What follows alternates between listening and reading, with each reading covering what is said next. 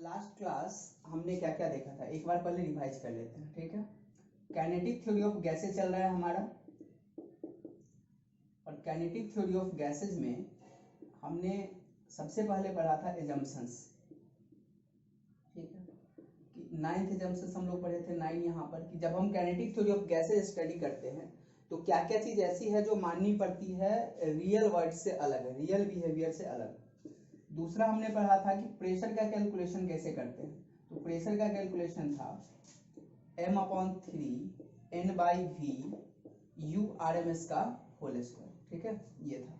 फिर हम लोगों ने तीसरा देखा था कि RMS का कैलकुलेशन कैसे करते हैं, और इसका वैल्यू होता था √3RT/m, जहां पर m क्या है, मोलर मास है। और जो चौथा चीज हमने पढ़ा था ये u एवरेज और UMPS मोस्ट प्रोबेबल स्पीड पढ़ा था, और इसके बाद हम लोग एक क्वेश्चंस किए थे, ठीक है।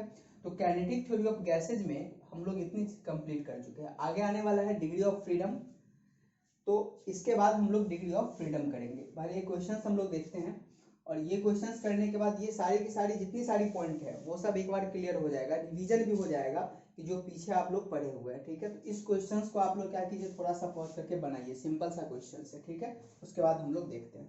आइए अब हम सॉल्यूशन करते हैं क्वेश्चंस का। क्वेश्चन में क्या क्या रहा है, कैलकुलेट करने के लिए क्या रहा है, root mean square speed first question में, एंड सेकेंड में कह रहा है the mean energy of 1 mole hydrogen at STP, और डेंसिटी दे रखा है हाइड्रोजन का 0.09 kg/m³। तो सबसे पहले क्वेश्चन नंबर ए पे दे क्या रखा है, देखिए सबसे पहले दे रखा है number of moles, number of moles किसका दे रखा है, हाइड्रोजन का, और ये 1 मोल है, ठीक है। दूसरा क्या दे रखा है, डेंसिटी दे रखा है हाइड्रोजन का 0.09 kg/m³, और एक और इंफॉर्मेशन है STP, standard temperature and pressure. तो प्रेशर कितना होता है STP पे, 1.01 × 10⁵ पास्कल, या फिर इसको 1 ATM भी आप बोलेंगे, अगर ATM में चलेंगे तो 1 ATM। ये तीन इंफॉर्मेशन दे रखा है, और पूछ रहा है कि आप बताइए कि रूट मीन स्क्वायर स्पीड कितना होगा। तो रूट मीन स्क्वायर स्पीड का फॉर्मूला क्या होता है, URMS इक्वल टू क्या होता है, √3RT/m। तो RT टेम्परेचर तो दे नहीं रखा है, ठीक है, और m भी यहाँ पर मास, मोलर मास है, हालांकि हम निकाल सकते हैं मोलर मास, लेकिन एक और फॉर्मूला तो होता है हमारे पास डायरेक्ट ना, 3p/d। ये फॉर्मूला था 3p/d, √3p/d। यहाँ पर p क्या है, प्रेशर है, और d क्या है, डेंसिटी है। तो यहाँ पर आप कैलकुलेट कर दो इसको, कि प्रेशर के जगह हम लोग क्या रखेंगे, 3p, सिंपल सा है ये। तो ये URMS इक्वल टू हो जाएगा, ये URMS इक्वल टू √3, और p के जगह पे कितना होगा, प्रेशर 0.09, सॉरी ये प्रेशर आपका हो जाएगा 1.01 × 10⁵ पास्कल, ही है SI यूनिट में है, और 0.09। आप इसको कैलकुलेट करो, 3 से कैंसिल हो जाएगा, 0.03 आ जाएगा। फिर इसको हम लोग सॉल्व करेंगे, ये कितना बच जाएगा, 1.01 / 0.03 × 10⁵। इसको सोल्व करने के बाद जो URMS आएगा ये आपका आ जाएगा 1837 मीटर पर सेकेंड के आसपास आपका कैलकुलेशन आ जाएगा, ठीक है। आप लोग इसको कैलकुलेट कर लीजिए। तो दैट इज द URMS। हम लोग URMS कैसे कैलकुलेट, तो सिंपल सा फॉर्मूला था कि सबसे पहली चीज है कि क्या दे रखा है और क्या निकालना है यहाँ पर, ठीक है, इसको नोट कर लें आप लोग।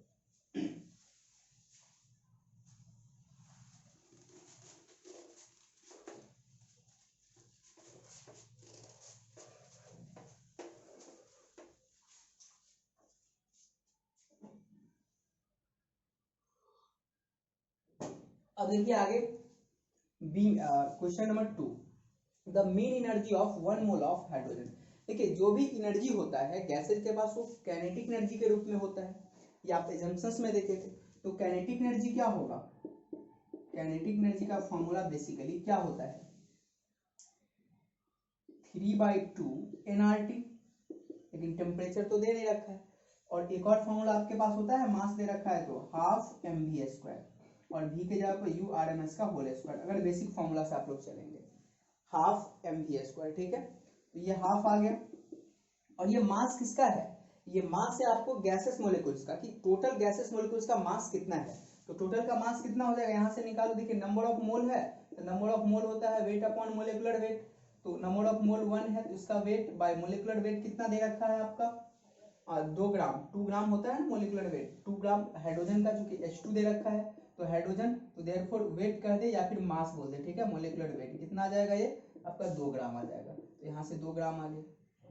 अब यहाँ से 2 ग्राम जब आ जाएगा तो इसको केजी में कैसे कन्वर्ट करेंगे, 2 × 10⁻³ kg, ये m बोल दे, इसको मास भी बोल सकते हैं क्योंकि ग्राम है, ठीक है। ये ग्राम हम लोग ले रहे हैं, ग्राम मोल है तो ये सारा कुछ ग्राम में है, तो इसको m भी बोल सकते हैं। ये m कितना आ गया आपका 2 × 10⁻³, 2 × 10⁻³ और u RMS कितना दे रखा है, u RMS अभी आया था, कैलकुलेट करके कितना आया था 1837, ठीक है 1837 आया था कैलकुलेट करके होल स्क्वायर। आप इसको सोल्व के 2 से 2 कैंसिल, इसको स्क्वायर करेंगे -3 लगाएंगे तो जो आपका आंसर आ जाएगा ये आ जाएगा 33, आप लोग इसको सोल्व कीजिएगा, ठीक है, मैं देख के लिख दे रहा हूँ, 337456 जूल आ जाएगा इसका answer. This is the kinetic energy, ये आपका क्या आ गया, काइनेटिक एनर्जी आ गया, ठीक है। तो सिंपल सा है, कौन सा फॉर्मूला लगाना है, कब लगाना है, आराम से क्वेश्चंस बन जाएंगे, नोट कर लीजिए इसको।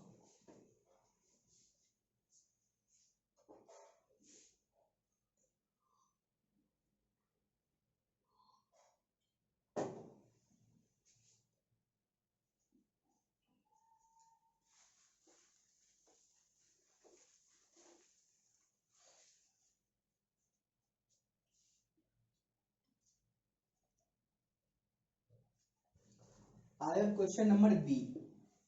क्वेश्चन नंबर बी में क्या है, given that mass of a molecule of hydrogen is, इतना चाहिए, देखिए मास वन मॉलिक्यूल्स का मास दे रखा है, मास ऑफ 1 मॉलिक्यूल्स, एक मॉलिक्यूल्स का मास कितना दे रखा है 3.34 × 10⁻27 kg। तो पूछ रहा है कि एवोगाड्रो नंबर बताइए कितना होगा, ठीक है। 1 मॉलिक्यूल्स का मास इतना है, टोटल मास कितना दे रखा है, टोटल मास कितना दे रखा है 2 × 10⁻³ kg।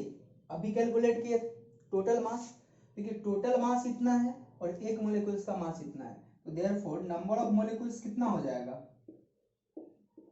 नंबर ऑफ मॉलिक्यूल्स कितना हो जाएगा, टोटल मास बाय 1 मॉलिक्यूल्स का मास, एक मॉलिक्यूल्स के मास से डिवाइड कर देंगे तो आ जाएगा ये एक मॉलिक्यूल्स का मास इतना, ठीक है, इतना मास 1 मॉलिक्यूल्स, तो 1 मास 1 इतना मॉलिक्यूल्स, देयरफॉर इतना मास। तो यहाँ से इसको हम लोग कैलकुलेट कर लेंगे, तो यहाँ से क्या निकल जाएगा, टोटल नंबर ऑफ मॉलिक्यूल्स निकल जाएगा, और इसका जो वैल्यू आएगा इसको सोल्व करने के बाद ये आपका आ जाएगा 5.988 इंटू 10⁻23 मॉलिक्यूल्स, ठीक है। ये टोटल इतना मॉलिक्यूल्स, यही पूछने का यहाँ पर मॉलिक्यूल से पूछने का यहाँ पे यही मतलब है एवोगाड्रो नंबर का, ठीक है, कि टोटल मॉलिक्यूल्स यहाँ पर कितना है। तो ये चीज यहाँ से आ गई, ठीक है, इसको भी नोट कर लीजिए। और लास्ट क्या है, कैलकुलेट द बोल्ट्जमान कांस्टेंट। तो यहाँ पर हम सी में देख सकते हैं, यहाँ पर देख लीजिए सी का देख लीजिए, तो सी बोल्ट्जमान कांस्टेंट कितना होता है, K = R/N, R/ Avogadro number. R universal gas constant है 8.31, ठीक है, इसका वैल्यू हम लोग क्या रखेंगे 8.3, और फिर यहाँ पर आपका आ ही गया है कहाँ पे, हाँ एवोगाड्रो नंबर आ गया है यहाँ पर, इसका ये नंबर यहाँ पे रख देंगे, तो ये कितना आ जाएगा 8.3 बाई 5.988 × 10⁻23, इसको हम लोग सॉल्व कर देंगे, तो यहाँ से आपका जो आ जाएगा 1.37 × 10⁻23 आ जाएगा, ठीक है। यहाँ से आपका बोल्ट्जमान कांस्टेंट का वैल्यू निकलकर सामने आ जाएगा। तो दिस इज, तो ये आपका है कंप्लीट इसका सॉल्यूशन, किस तरीका से हम लोग यहाँ पर इसमें आगे बढ़ते हैं, ठीक है, इसको नोट करना।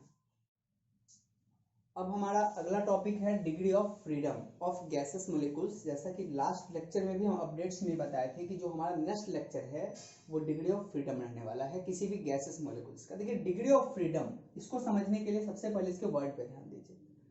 फ्रीडम क्या होता है, आज़ादी, ठीक है। किसी भी गैसेस मॉलिक्यूल के पास किस हद तक आज़ादी होती है ट्रेवल करने की, मूव करने की। कोई भी गैसेस मॉलिक्यूल्स जितने इंडिपेंडेंट डायरेक्शंस में, कोई भी गैसेस मॉलिक्यूल्स जितने इंडिपेंडेंट डायरेक्शंस में मूव कर सकते हैं, जितने तरीके से मूव कर सकते हैं, that is known as degree of freedom of the gases molecules. तो सिंपल सी यहाँ पर कंसेप्ट है इसका कि गैसेस मोलिकुल्स जितनी डायरेक्शंस में मूव कर सकते हैं, जितने तरीके से मूव कर सकते हैं, आइदर वो वाइब्रेट करता हो या फिर वो रोटेट करता हो या फिर वो ट्रांसलेट करता हो, तीन ही तरह के मोशन हमारे पास इन जनरली होते हैं, या तो ट्रांसलेट करेगा या फिर रोटेट करेगा या फिर वाइब्रेट करेगा। तो जितने तरीका से कर सकते हैं, जितने इंडिपेंडेंट डायरेक्शंस होते हैं, जितने इंडिपेंडेंट टर्म्स होते हैं, that is non a degree of freedom. यानी कि degree of freedom is the number of independent term through which energy of gas molecules associated is called degree of freedom. जितने independent terms में किसी भी gases molecules का energy रहेगा, उसके पास energy होगा, जितने तरीके से होगा, जो जो काम करने के लिए एनर्जी उसके पास होगा, उतने नंबर्स को हम लोग क्या बोलेंगे, डिग्री ऑफ फ्रीडम बोलेंगे। हम यहाँ पर अभी मोशन की बात करें, एनर्जी होगा तभी तो मोशन होगा। किसी भी सिस्टम के पास कोई एनर्जी होगा तो बिल्कुल मोशन होगा। अगर उसके पास रोटेशनल एनर्जी है तो रोटेशनल मोशन होगा, अगर ट्रांसलेशनल एनर्जी है तो ट्रांसलेशनल मोशन होगा, और अगर वाइब्रेशनल एनर्जी है तो उसके पास क्या होगा, वाइब्रेशनल मोशन होगा। तो इसी को हम लोग क्या बोलते हैं, डिग्री ऑफ फ्रीडम बोलते हैं। देखिए डिग्री ऑफ फ्रीडम जो है वो डिपेंड करता है दो चीजों पे। पहला एटोमेटिसिटी ऑफ गैसेस मोलिक्यूल्स, वो गैसेस मोलिक्यूल्स का जो है वो एटम कितना है, क्या जैसे हाइड्रोजन H2 होता है, ऑक्सीजन O2 होता है, उसी प्रकार से नाइट्रोजन N2 है, ये डायटोमिक है। मोनोएटोमिक होता है, हीलियम मोनोएटोमिक है, उसका ट्राइएटोमिक भी होते हैं। तो जितने एटम्स होंगे किसी भी गैसेस मोलिक्यूल्स में, इस पर डिपेंड करेगा। तो मोनोएटोमिक का क्या होगा, डायटोमिक का क्या होगा, पॉलीएटोमिक का क्या होगा, डिग्री ऑफ फ्रीडम। तो ये समझने के लिए इसके बाद हम लोग देखेंगे, हर का अलग अलग देखेंगे, मोनोएटोमिक का देखेंगे, डायटोमिक का देखेंगे, पॉलीएटोमिक का देखेंगे, ठीक है। और दूसरी चीज है कि temperature of the gases system, किसी गैसेस सिस्टम की टेम्परेचर पर डिपेंड करता है। अब क्यों डिपेंड करता है, पहली चीज है यहाँ पर एनर्जी ऑफ गैस का डिस्कशन किया गया, क्योंकि एनर्जी जब होगा तभी ये आपको मोशन में आएगा, और एनर्जी जो होता है वो टेम्परेचर के डायरेक्टली प्रोपोर्शनल होता है। काइनेटिक एनर्जी टेम्परेचर के डायरेक्टली प्रोपोर्शनल होती है, ऑलरेडी हम लोग कवर कर चुके हैं, ठीक है। तो इसीलिए टेम्परेचर पर भी डिपेंड करता है, इन दो चीजों पर डिपेंड करता है आपका डिग्री ऑफ फ्रीडम। नौ जो एक यहाँ पर इंपॉर्टेंट पॉइंट है कि जो इंटरनल एनर्जी होता है किसी भी गैसेस मोलिक्यूल्स के पास, वो किस फॉर्म में होता है।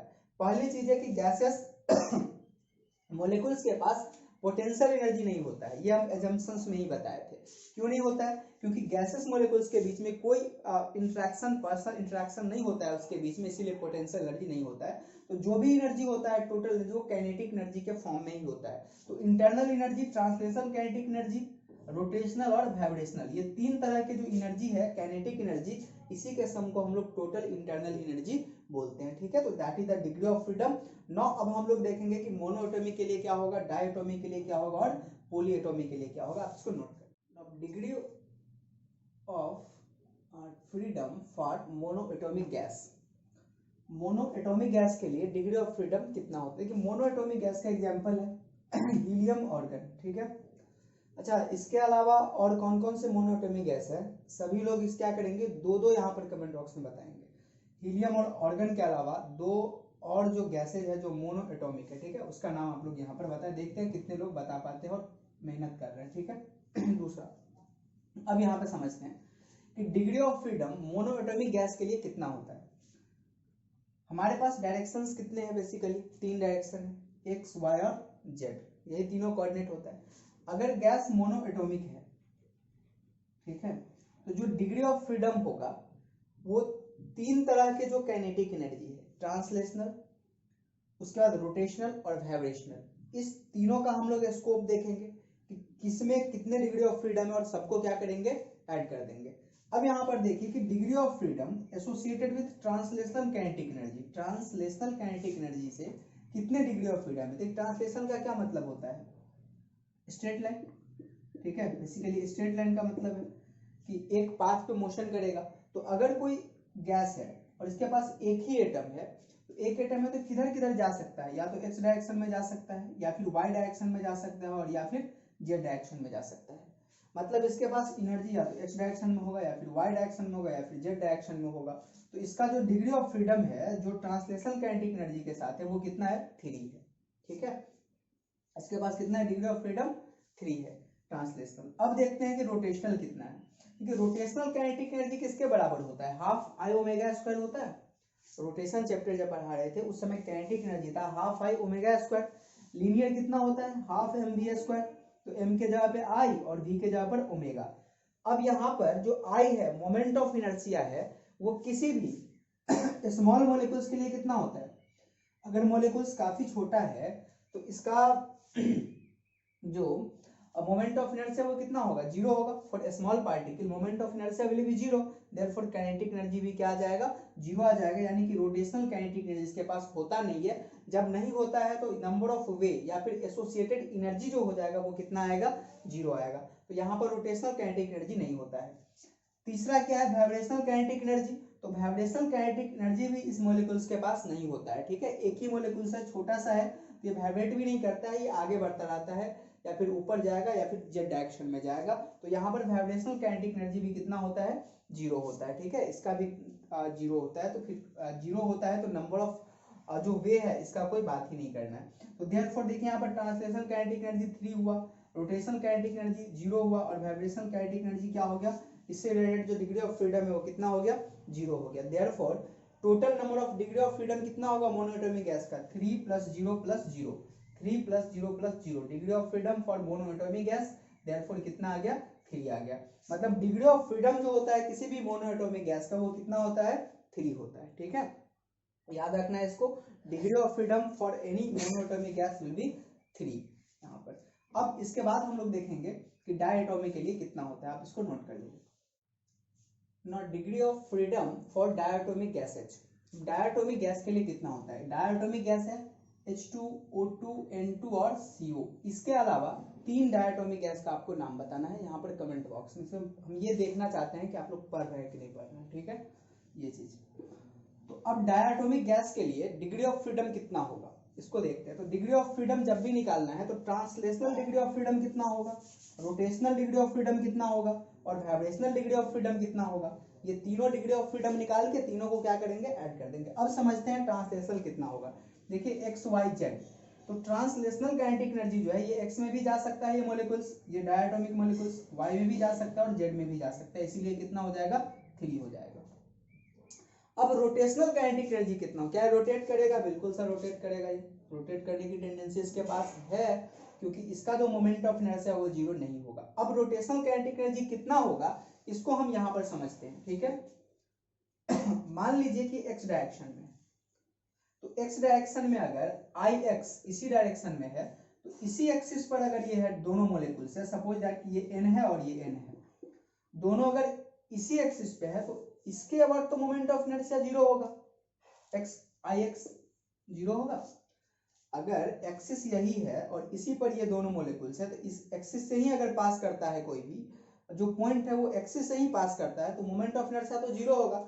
लेकिन ठीक उसी समय Iy 0 नहीं होगा और Iz 0 नहीं होगा, ये तो क्लियर है, ये 0 नहीं होगा। इसका मतलब है कि Ix यानी कि इस डायरेक्शन में जो मोमेंट ऑफ इनर्शिया आएगा वो 0 है, तो इसका मतलब इस डायरेक्शन में जो काइनेटिक एनर्जी वो 0 हो जाएगा। लेकिन काइनेटिक एनर्जी y डायरेक्शन में और काइनेटिक एनर्जी z डायरेक्शन में, इसके अबाउट रोटेशनल काइनेटिक एनर्जी की बात करें, ठीक है, इसके अबाउट x एक्सिस के अबाउट जो रोटेशनल काइनेटिक एनर्जी वो 0 होगा, लेकिन y और z के अबाउट 0 नहीं होगा। मतलब यहाँ से कितना केस बना, 2 केस बना, और जिस समय ये 0 होगा उस समय ये 0 नहीं होगा। मतलब एक समय में इसके पास 2 तरीका से जो है काइनेटिक एनर्जी इसके पास रहेगा, कौन सा, रोटेशनल काइनेटिक एनर्जी। तो रोटेशनल काइनेटिक एनर्जी का डिग्री ऑफ फ्रीडम कितना है, एक समय में 2 है, ठीक है। फिर से समझिए, y अगर 0 रहेगा तो ये दोनों 0 नहीं रहेगा, ये अगर 0 होगा तो ये दोनों 0 नहीं रहेगा, मतलब 2 पॉसिबिलिटी है। नो वाइब्रेशनल काइनेटिक एनर्जी कितना होगा इसके पास, अगर कोई भी डायटोमिक गैस है तो नॉर्मली इसके पास क्या होता है कि वाइब्रेशनल काइनेटिक एनर्जी का जो वेव होता है वो 0 होता है, ये टेम्परेचर का फंक्शन हो जाता है, ठीक है। अगर टेम्परेचर इसका नॉर्मल टेम्परेचर है, ठीक है, तो इसका जो वाइब्रेशनल काइनेटिक एनर्जी का जो डिग्री ऑफ फ्रीडम होता है वो 0 के बराबर होता है, ठीक है। तो यहाँ पे ये आ गया, इसको समझना है वाइब्रेशनल काइनेटिक एनर्जी को कि टेम्परेचर का फंक्शन है और 0 होता है। Therefore total degree of freedom कितना हो जाएगा, टोटल डिग्री ऑफ फ्रीडम ये किसके बराबर हो जाएगा, 3 + 2 + 0 यानी कि 5। मतलब डिग्री ऑफ फ्रीडम जो होता है वो डायटोमिक गैस के लिए वो किसके बराबर होता है, 5 के बराबर। तो इसको आप यहाँ लिखेंगे, ठीक है, इसको भी लिख लेंगे थोड़ा समझने के लिए। तो डायटोमिक के लिए कितना होता है, 5 होता है डिग्री ऑफ फ्रीडम, मोनोएटोमिक के लिए कितना होता है, 3 होता है, नोट करें इसको। अब समझिए कि degree of freedom for try atomic gases, try atomic gas के लिए डिग्री ऑफ फ्रीडम कितना होता है। तो ट्राई एटॉमिक गैस कौन सा है, कार्बन डाइऑक्साइड Ca2, NO2 और O3। इसके अलावा 2 ट्राई एटॉमिक गैस को आपको कमेंट बॉक्स में लिखना है, ठीक है, जिससे कुछ डाटा आपके पास आ जाएगा। अब समझते हैं कि अगर डिग्री ऑफ फ्रीडम निकालना है तो क्या क्या निकालना होगा। ट्रांसलेशनल निकालना होगा, रोटेशनल और वाइब्रेशनल। तो ट्रांसलेशन का स्कोप कितना होगा 3। ये 3 डायरेक्शन में ये जो स्ट्रक्चर है 1 2 3 ट्राई एटॉमिक है, एक्स में जा सकता है, वाई में जा सकता है और जेड में आ सकता है, 3 आ गया। ना रोटेशनल काइनेटिक एनर्जी कितना हो जाएगा, इसका डिग्री ऑफ फ्रीडम कितना होगा। तो यहाँ पर रोटेशनल के लिए, अच्छा अगर यहाँ पे देखिए एक चीज कि जब ये नहीं होता था तो एक्स कंपोनेंट अगर 0 होता था तो वाई और जेड तो 0 नहीं होता था, लेकिन जब ये स्ट्रक्चर आ गया है तो इसमें आई एक्स मोमेंट ऑफ इनर्शिया ये भी 0 नहीं होगा, y भी 0 नहीं होगा और z भी 0 नहीं होगा। ये चीजें तो समझ में आ ही रही है जो मोमेंट ऑफ इनर्शिया पढ़ा हुआ है कि अगर ये ट्रायंगुलर शेप का स्ट्रक्चर है तो ना ही x के वाट 0 होगा, ना ही y के वाट 0 होगा, ना ही z के वाट 0 होगा। ये किसी के वाट मोमेंट ऑफ इनर्शिया 0 नहीं होगा, और मोमेंट ऑफ इनर्शिया 0 नहीं होगा तो इसका रोटेशनल काइनेटिक एनर्जी भी 0 नहीं आएगा। तो इसीलिए यहाँ पर डिग्री ऑफ फ्रीडम कितना आ जाएगा 3 आ जाएगा। लेकिन एक चीज और यहाँ पर है कि अगर ये 1 2 3 अगर लीनियर हो जाए, अगर ट्राई एटॉमिक का स्ट्रक्चर अगर लीनियर हो जाए, लीनियर का क्या मतलब है कि एक ही डायरेक्शन में हो जाए, ये चीज यहाँ पे और यहाँ पे, ठीक है, ये लीनियर अगर स्ट्रक्चर हो जाए तब जो यहाँ पर ट्रांसलेशन रोटेशनल काइनेटिक एनर्जी का स्कोप हो जाता है वो डिग्री ऑफ फ्रीडम कितना होता है, यहाँ पर सीधा F जो होता है रोटेशन का वो यहाँ पर 2 बच जाता है, ठीक है, क्योंकि आपको पता है कि यहाँ पर x डायरेक्शन में 0 हो जाएगा तो y और z 0 नहीं होगा, जैसा कि हम लोग डायटोमिक के लिए किए थे, तो यहाँ पर 2 आ जाएगा। इस बात का भी ध्यान रखना है। बट अगर लीनियर ना हो तो तब कितना होता है, यहाँ पर 3 होता है। नाउ वाइब्रेशनल काइनेटिक, देखिए वाइब्रेशनल काइनेटिक एनर्जी टेम्परेचर का फंक्शन होता है। तो अगर टेम्परेचर नॉर्मल है तो इसका वाइब्रेशनल काइनेटिक एनर्जी कितना होता है 0 होता है, कम टेम्परेचर पे 0 होता है। लेकिन अगर इसका टेम्परेचर बहुत ज्यादा हो गया तब इसका जो डिग्री ऑफ फ्रीडम है वो 2 से आगे बढ़ सकता है, मतलब 2 से ज्यादा हो सकता है। एक और चीज यहाँ पर जो पार्टिकुलरली डायटोमिक के लिए, ठीक है, डायटोमिक जो अभी बताए थे, डायटोमिक के लिए अगर हाई टेम्परेचर हो जाता है तब डिग्री ऑफ फ्रीडम 2 होता है। डायटोमिक के लिए अगर टेम्परेचर हाई हो जाता है तो डिग्री ऑफ फ्रीडम 2 होता है। इसको डायटोमिक में नोट कर लीजिए। कौन सा केस में, वाइब्रेशनल काइनेटिक एनर्जी में, ठीक है, टेम्परेचर में। और अगर कोई ट्राई एटॉमिक गैस है तो इसका अगर टेम्परेचर ज्यादा हो जाएगा, बहुत ज्यादा होगा, टेम्परेचर हाई टेम्परेचर होगा तो डिग्री ऑफ फ्रीडम 2 से ज्यादा हो सकता है। इस बात को भी नोट कर लेना है। बट इन जनरली जो वाइब्रेशनल काइनेटिक एनर्जी का डिग्री ऑफ फ्रीडम है वो 0 होता है, ठीक है। तो ये तीनों आपका आ गया। तो देयरफॉर जो डिग्री ऑफ फ्रीडम हो जाएगा ट्राई एटॉमिक के लिए वो कितना आ जाएगा 3 + 3 + 0, यानी कि ये आ जाएगा आपका ट्राई के लिए 6 के बराबर आ जाएगा। तो डिग्री ऑफ फ्रीडम कितना होता है इसका 6 होता है। एक बार कंक्लूड करते हैं, जो डिग्री ऑफ फ्रीडम होता है वो मोनो एटॉमिक के लिए कितना होता है 3 होता है, डायटोमिक के लिए कितना होता है 5 होता है, और ट्राइटोमिक के लिए कितना होता है 6 होता है। तो this is the degree of freedom, ये आपका डिग्री ऑफ फ्रीडम है, ठीक है। तो तीनों जो एटॉमिक गैस होते हैं मोनो एटॉमिक, डायटोमिक और आपका ट्राइटोमिक, इस तीनों के लिए हम लोग डिग्री ऑफ फ्रीडम अच्छे से समझ चुके हैं। बाकी इसको आप नोट कर लीजिए, ठीक है।